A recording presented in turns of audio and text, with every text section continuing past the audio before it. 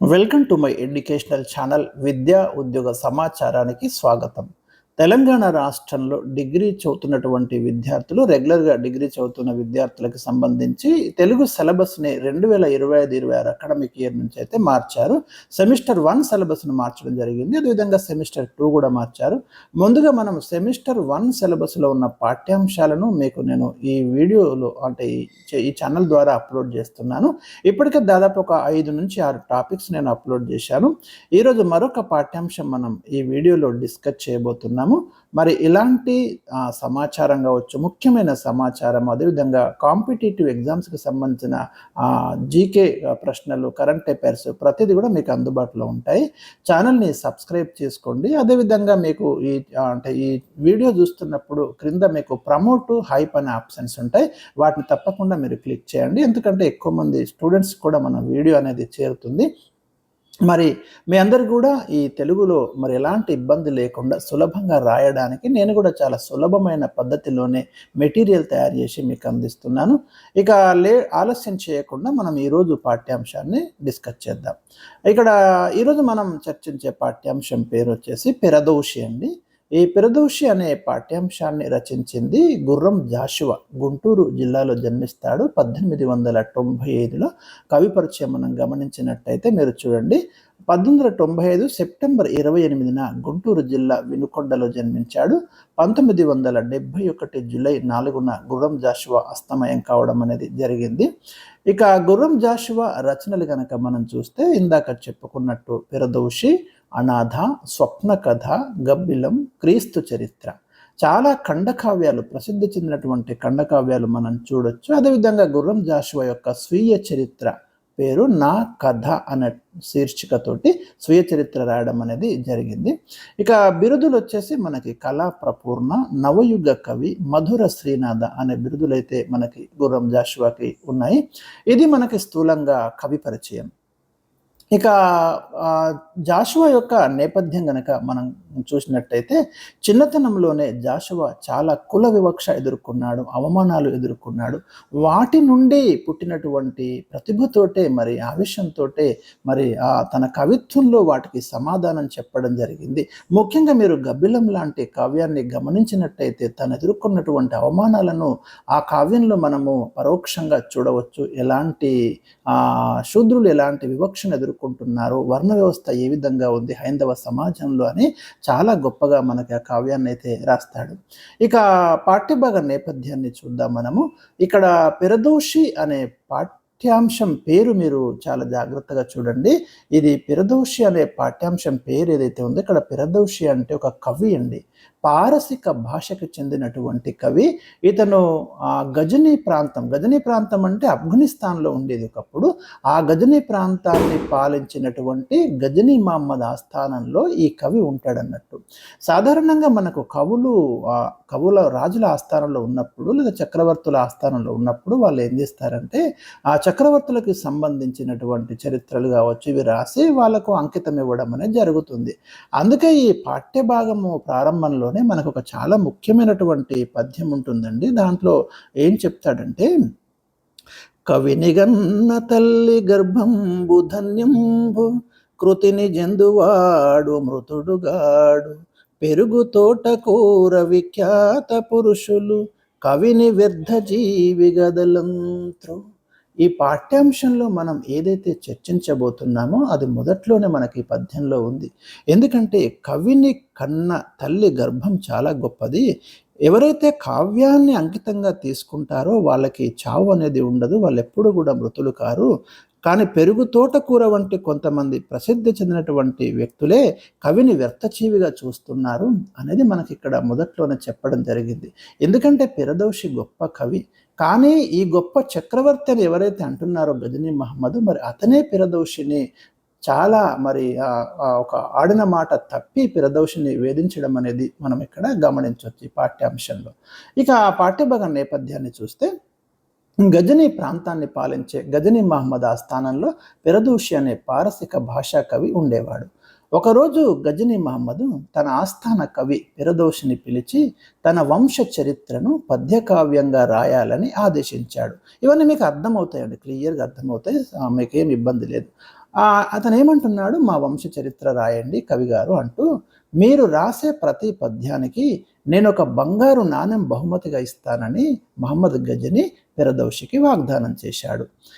ఈ వాగ్దానం విన్న ఫిరదౌసి 30 సంవత్సరాలు శ్రమించి 60,000 పద్యాలతోటి ఒక కావ్యం రాసిండు. ఆ కావ్యం పేరు ఏంటిది అంటే షహనామా. ఓకే, ఆ కావ్యాన్ని రాజుకి అందజేసి ఇంటికి వెళ్ళిపోతాడు. అంటే తర్వాత జరిగినటువంటి పరిణామాలు ఈ పాఠ్యాంశంలో మనకు ఉన్నాయి. ఈ పారాగ్రాఫ్ మీకు అర్థమైంది. తర్వాత చూడండి, పాఠ్యభాగ సారాంశం. షహనామా కావ్యంలో గజనీ మహమ్మద్ వంశాన్ని ప్రస్తుతించాడు. అంటే ఫిరదౌసి రాసినటువంటి షహనామా కావ్యంలో గజనీ మహమ్మద్ యొక్క వంశం గురించి చాలా గొప్పగా రాయడం జరిగింది. దీని గురించి రాజుకు ఫిరదౌసి వివరిస్తే చక్రవర్తి మెచ్చుకొని రేపు వచ్చి పండితుల సమక్షంలో ఆ కావ్యాన్ని గానం చెయ్యాలని కోరినాడు. తర్వాత మర్నాడు గజనీ మహమ్మద్ ఫిరదౌసి రచించిన కావ్యకర్ణికను స్వీకరించనున్న ఆనందంలో సభలోకి ప్రవేశించి సింహాసనంపై కూర్చుంటాడు.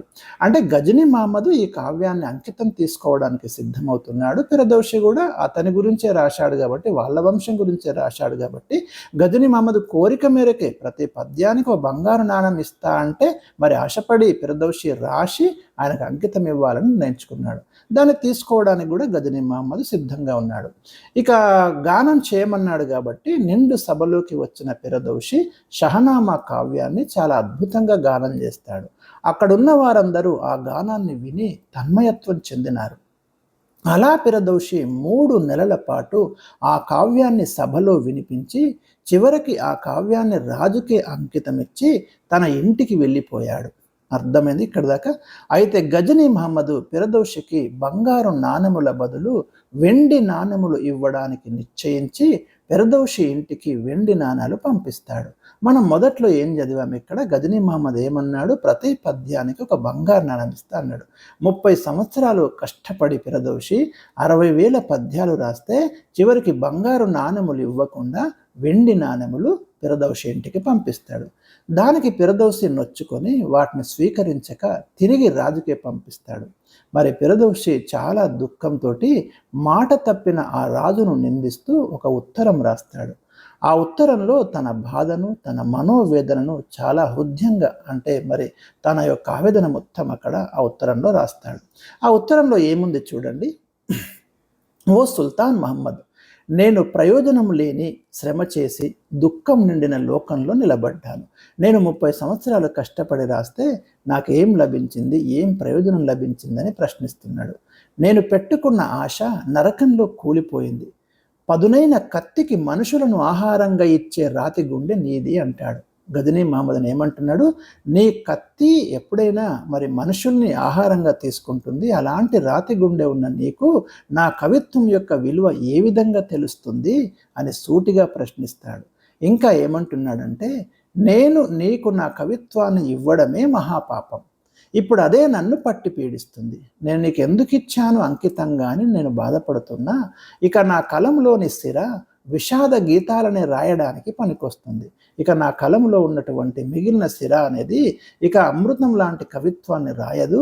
విషాద గీతాలు అంటే వేదన, బాధ, ఆర్తి, దుఃఖంతో నిండినటువంటి గీతాలను రాయడానికి ఇది పనికొస్తుంది. ఎందుకంటే ఇప్పుడు ఆయన దుఃఖంలోనే ఉన్నాడు. ఇక ఆ దుఃఖాన్ని వ్యక్తం చేయడానికే ఈ మిగిలి ఉన్న సిర పనికొస్తుంది అంటాడు. నా శరీర బలం తగ్గింది, ముసలితనం వచ్చింది. రాధా మరి 30 ఏళ్ళు రాశాడు. ఆయన వయసు చాలా అయిపోయింది ఇప్పటికే. 30 సంవత్సరాల కష్టానికి నాకు కన్నీళ్లే మిగిలాయి. ఒక్కొక్క పద్యానికి ఒక్కొక్క రక్తపు చుక్క నా శరీరంలో కరిగిపోయింది అంటాడు. చూడండి ఎంత బాధ ఉంది ఆయనకి. నా శ్రమ మొత్తం వృధా అయిపోయింది. బంగారు నాణెములు ఇస్తానని వెండి నాణెములు పంపిన టక్కరివి నువ్వు అన్నాడు. గజనీ మహమ్మద్ను తీవ్రంగానే మరి విమర్శించడం జరిగింది. నీలాంటి వాడి చేత పూజింపబడితే అల్లాకు సైతం సుఖం ఉండదు. సత్యాన్ని ఎవడు తప్పడో వాడే గొప్పవాడంటాడు. కానీ నువ్వేం చేసినావు? సత్యాన్ని తప్పినావు, ఆడిన మాట తప్పినావు. బంగారు నాణములు పంపిస్తా అని 60,000 బంగారు నాణములకు బదులు నువ్వు వెండి నాణములు పంపించడమే నువ్వు ఆడినటువంటి మాట తప్పినవనడానికి నిదర్శనం అంటాడు. మరి సత్యం తప్పని వాడే లోకంలో ధన్యుడంటాడు. మీ కీర్తి ప్రకాశించేలాగా మీ వంశ చరిత్ర రాశాను, దానికి దీర్ఘాయువు పోశాను. కానీ ఇప్పుడు వట్టి చేతులతో పోతున్నాను. నాకు చీకటి మాత్రమే మిగిలింది. నేను నా తల మీద దుఃఖమనే నిప్పు కణికలను పోసుకున్నాను అంటాడు. నా మనసుకు ఇక శాంతి లేదు. పండు వెన్నెల కురిపించే నా కవిత ఒక అసత్యవాదికి లభించింది. అసత్యవాది అని ఎందుకంటున్నాడంటే ఆయన సత్యం మీద నిలబడలేదు మహమ్మద్ గజని. కాబట్టి నా కవిత్వం పండు వెన్నెల కురిపించేటటువంటి నా కవిత్వం ఒక అబద్ధం ఆడినటువంటి వ్యక్తికి లభించడమే నాకు చాలా బాధ అనిపిస్తుంది అంటాడు. ఈ విధంగా ఫిరదౌసి రాసిన ఉత్తరాన్ని సుల్తాన్ హుక్కా త్రాగుతూ చదువుకున్నాడు. మరి ఆ ఉత్తరం చదివిన తర్వాత సుల్తాన్కు చాలా కోపం వచ్చింది. వెంటనే సేనాపతిని పిలిచి ఫిరదౌసిని చంపాలని ఆజ్ఞాపించినాడు. చూడండి ఎంత తీవ్రమైన నిర్ణయం తీసుకున్నాడు. ఒక గొప్ప కవిత్వాన్ని రాసి అంకితం ఇస్తే అలాంటి కవిని పట్టుకొని వధించాలని ఆజ్ఞాపిస్తాడు మహమ్మద్ గజని. అదే సమయంలో అక్కడున్నటువంటి అధమ కవులు ఈ విధంగా అన్నారు. అంటే అక్కడున్నటువంటి తక్కువ పాండిత్యం ఉన్నటువంటి కవులను ఇక్కడ అధమ కవులు అంటున్నాడు. వాళ్ళేమో ఫిరదౌసి అంటే ఈర్ష్యపడేవాళ్ళు. ఇంకా వాళ్ళు ఈ గజనీ మహమ్మద్ను రెచ్చగొడతారన్నట్టు. వాళ్ళు ఏమంటున్నారంటే గజనీ మహమ్మద్ తోటి, మీ కులం పండు లాంటిది, దాన్ని తక్కువ చేసి రాసినట్లు మాకు అనిపిస్తున్నది. మీరు ప్రేమతో ఇచ్చిన దానిని అతడు స్వీకరించాలి కదా, అంతేగాని కారు కూతలు కూయడం ఎంతమాత్రం బాగా లేదని సుల్తానును వాళ్ళు మరింత రెచ్చగొట్టారు. అంటే ఫిరదౌసి అంటే పడని వాళ్ళు, ఫిరదౌసి అంటే గిట్టని వాళ్ళు ఎవరైతే ఉంటారో మరి మీ గురించి తక్కువ చేసి రాశారండి, అసలు గొప్ప కవిత్వం ఎక్కడుంది ఇక్కడ, మరి మీరు ఏది ఇస్తే అది తీసుకోవాలి కానీ మాకు ఇదే కావాలని ఆయన అడగడం ఏంటిదని ఇంకా రెచ్చగొడతారు. అయితే అక్కడున్న ధర్మం తెలిసిన వారు ఇంకా కొంతమంది ఉంటారు కదా, ధర్మం తెలిసిన వాళ్ళు, వారేమనుకుంటున్నారంటే రాజు మాట తప్పింది కాక కవిని చంపితే అతని వేడి రక్తపు చుక్కలు ఈ నేల మీద పడితే అది రాజ్యానికి అశుభం అవుతుంది అంటారు. రాజు తల మీద కవి కర్పూరం చల్లితే కవి తల మీద రాజు నిప్పులు కురిపించడం ఏంటి అని వాళ్ళు ప్రశ్నిస్తారు. అంటే వాళ్ళల్లో వాళ్ళు మాట్లాడుకుంటున్నారు. ఎందుకంటే రాజును ఎదిరించే ధైర్యం అక్కడ ఎవరికి లేదు. కాబట్టి వాళ్ళు కొంతమంది ధర్మం తెలిసిన వాళ్ళు ఈ విధంగా అనుకుంటున్నారు. ఇది ఎక్కడి న్యాయం అంటూ వారిలో వారు మాట్లాడుకుంటున్నారు. రాజు ఫిరదౌసిని చంపాలని తీసుకున్న నిర్ణయం ఫిరదౌసికి తెలిసింది. కానీ ఫిరదౌసి ముఖం మీద ఒక చిరునవ్వు ఉదయించింది. సాధారణంగానైతే రాజు ఎప్పుడైతే మరి ఫిరదౌసిని చంపాలనే విషయాన్ని చేరవేసిండో అది విన్న తర్వాత ఫిరదౌసి ముఖం మీద దుఃఖం బదులు చిరునవ్వు వచ్చింది. అయితే ఆ చిరునవ్వు వెనుక చాలా విషాదం కూడా ఉంది. ఆయన అంటాడు, ఒక పులి వలె నా శక్తిని హరించింది, మిగిలిన అస్థిపంజరం కొద్ది జీవంతో ఊగులాడుతుంది. మరి నా శక్తి అంతా హరించిపోయింది, కొంచెం అస్థిపంజరము కొద్ది జీవం ఉందిగా, ఇంకా నా దగ్గర మిగిలింది ఏంటిది, నేను ఒక శవంలాగా ఉన్నటువంటి వ్యక్తిని, నా ముసలి శరీరం రాజుగారి ఖడ్గానికి రుచిస్తుందా అంటాడు. చూడండి ఎంత గొప్ప మాట ఇది, నా ముసలి శరీరం రాజుగారి ఖడ్గానికి రుచిస్తుందా అంటాడు. ముత్యాలు గల సముద్రంలో అనేక సార్లు మునిగిన దురదృష్టవంతుణ్ణి. ఇంకా ఏమంటున్నాడు చూడండి, ముత్యాలు దొరకలేదు కానీ సముద్రం నన్ను మింగడానికి నోరు తెరిచింది అంటూ ఒక పద్యాన్ని మసీదు గోడ మీద వ్రాసి ఫిరదౌసి వెళ్ళిపోయాడు. ఈ పాదాలు సరిగ్గా వినండి, ఈ వాక్యాలు సరిగ్గా వినండి. ముత్యాలు గల సముద్రంలో మునిగిన దురదృష్టవంతుణ్ణి. మసీదు గోడ మీద ఏం రాస్తున్నాడంటే, నేను ముత్యాలున్న సముద్రంలో మునిగిన కానీ ఒక్క ముత్యం దొరకలేదు. అంటే బంగారు నాణములు ఇస్తాడని నేను అందులో మునిగిపోయిన కవిత్వం రాయడంలో, కానీ ఒక్క నాణ్యం దొరకలేదని పరోక్షంగా మనం అర్థం చేసుకోవాలి. కానీ సముద్రం నన్ను మింగడానికి నోరు తెరిచింది, కానీ ఇవాళ రాజు నన్ను చంపడానికి సిద్ధమయ్యాడని ఇక్కడ అంటే ఎంత ప్రతీకాత్మకంగా రాశాడు ఈ కవిత్వాన్ని మీరు చూడండి. అంటూ ఒక పద్యాన్ని మసీదు గోడ మీద రాసి ఫిరదౌసి వెళ్ళిపోయాడు. మరి ఉదయం నమాజు చేయడానికి వచ్చిన భక్తులు ఈ పద్యం చదివితే వాళ్ళ శరీరాలు జలధరించాయండి. ఎందుకంటే ఎంత గొప్ప కావ్యాన్ని రాస్తే రాజు మరి ఆయనను వధించాలని నిర్ణయం తీసుకోవడము, ఆ మాటలు విన్న తర్వాత మరి తన ఆవేదనను ఇలా ఒక మసీదు గోడ మీద రాయడం అనేది చూసిన తర్వాత వాళ్ళ యొక్క శరీరాలు జలధరించాయంటే వాళ్ళు ఒక రకమైనటువంటి దానికి వాళ్ళు ఇదైపోయింది అన్నట్టు అక్కడ ఉన్న వాళ్ళంతా. అది మనకు ఈ పాఠ్య భాగ సారాంశం అండి. మరి మిగిలిన వాటిని తప్పకుండా నేను మీకు అందిస్తాను. వీడియో మాత్రం తప్పకుండా లైక్ చేయండి, ప్రమోట్ చేయండి, హైప్ చేయండి. Thank you for watching.